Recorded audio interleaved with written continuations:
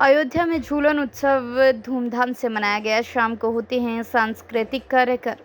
सावन माह का 7वां सोमवार आज सावन के सोमवार और नाग पंचमी का है आज अद्भुत संयोग। भगवान भोलेनाथ की साधना का है विशेष दिन। रामनगरी में उमड़ा आस्था का सैलाब। दूर दराज से श्रद्धालु पहुंचे भगवान राम की नगरी।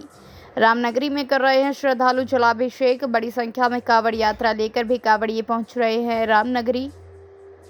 श्रद्धालुओं की सुविधा के लिए प्रशासन ने किए इंतजाम। छोटे छोटे ग्रुप में प्रशासन मंदिर की क्षमता के अनुरूप कर रहा है दर्शन पूजा। भोर से ही चल रहा है दर्शन पूजन का दौर है। श्रद्धा से सराबोर भगवान राम की नगरी। भगवान भोले के जयकारों से रही है गूंज। सरयू के घाट से लेकर मठ मंदिरों तक की गई व्यवस्था। रामनगरी में चल रहा है प्राचीन सावन झूला मेला। गोकुल धाम के महंत परशुराम दास जी ने बताया कि विवरण उत्सव का पर्व अयोध्या में बड़ी धूमधाम से मनाया जा रहा है। मणि पर्वत पर भारी संख्या में श्रद्धालु मौजूद हैं और जिलों में हो रहे हैं कार्यक्रम का आनंद ले रहे हैं।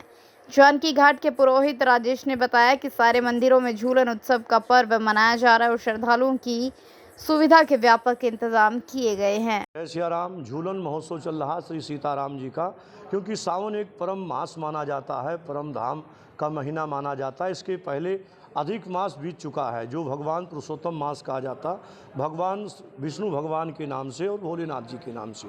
ये सावन मास लगातार अयोध्या में श्रद्धालुओं की संख्या बढ़ चुकी है, क्योंकि सावन महीने में अयोध्या धाम में परम पूज्य भगवान परमात्मा श्री सीताराम जी का झूलन उत्सव महोत्सव मनाया जाता है। जो भगवान का झूलन महोत्सव अयोध्या में सभी प्राचीन छोटे और बड़े मठ मंदिरों में पड़े हुए हैं। जो संध्या के समय में भगवान का अनेकों प्रकार के भजन पूजा संध्यान किया जाता है और श्री सीताराम जी को झूलन पर बैठा करके झूला झूला करके भगवान को दोहावली सावन के भजन और गाने सुनाए जाते हैं।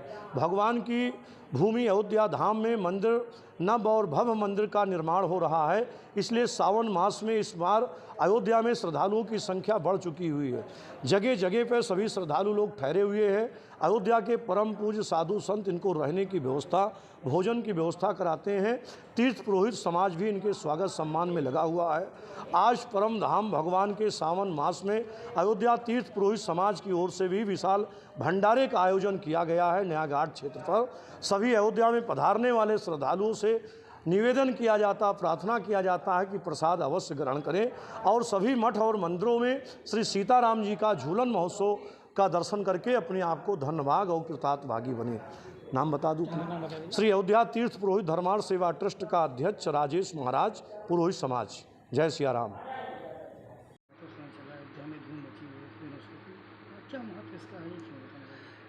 झूलन महोत्सव बहुत प्राचीन परंपरा है। अयोध्या ही नहीं, समस्त तीर्थों में ही नहीं, पूरे देश भर में ये पवित्र सावन महीने में झूलन उत्सव पूरा देश मनाता है। अयोध्या का विशेषकर महत्व इसलिए है कि यहाँ पर प्रिया प्रीतम जो हमारे रघुनंदन रामभद्र जी, श्री किशोरी जी साथ में अपनी सखियों के साथ हमें प्रमोद वन में और तमाम जहाँ जहाँ बिहार किए हैं, जहाँ जहाँ झूलन उत्सव सखियों के साथ हास परिहास विलास हुआ है, उसी परंपरा को जीवंत रखते हुए आज भी वो परंपराएं चली आ रही हैं। जहाँ तक हम लोग देखते हैं कि हमारे अयोध्या की जो झूलन की परंपरा है वो मणि पर्वत से चालू होती है। और मणि पर्वत क्या है, इसका भी एक ऐतिहासिक अपना महत्व है। मणि पर्वत वो है कि जब राम जी सीता जी का विवाह करके वापस लेकर के अयोध्या आए थे, तो उस समय जनक महाराज ने इतना हीरे जवाहरात मणियाँ दिया कि अयोध्या में रखने की जगह नहीं थी। संत जन ऐसा कहते हैं। तो जहाँ पर रखा उसको बोलते हैं मणि पर्वत। कालांतर में वही मणि का एक ढेर बन करके किशोरी जी के पक्ष से आया हुआ था, इसलिए किशोरी जी को वहाँ थोड़ा ज़्यादा ही आनंद की अनुभूति होती थी। इसलिए अभी भी जितने मठ हैं, मंदिर हैं, जब भी यहाँ की परंपरा चालू होती है तो सबसे पहले भगवान किशोरी जी के साथ में मणि पर्वत जाते हैं और मणि पर्वत में जा कर के फिर और इसमें क्या उत्सव होते हैं और मणि पर्वत है उसका क्या महत्व? देखो, महाराज जनक जी तमाम मोती और इसको सब ला करके यहाँ कुबेर टीला के ऊपर गान दिए। देखो, उनकी लड़की थी महारानी जी ना, तो हमारे यहाँ देहातों में है कि लड़की के घर पर कुछ खाया पिया नहीं जाता, पिटा नहीं खाएंगे। हम लोग जाएंगे खा पी सकते हैं, लेकिन पिता बाप नहीं जाएगा, नहीं खाएगा, क्यों? बिटिया का धन मानते हैं। ऐसे सारा महाराज जनक रहे वहाँ, जनकौरा एक जगह है यहाँ, वहाँ रहे, और सारा जो मोती हीरा था सब मणि पर्वत नाम ही मणियों का था यहाँ। तो किशोरी जी ने भगवान जी से कहा कि सावन का महीना है, झूलन उत्सव हम भी झूलना चाहती हैं।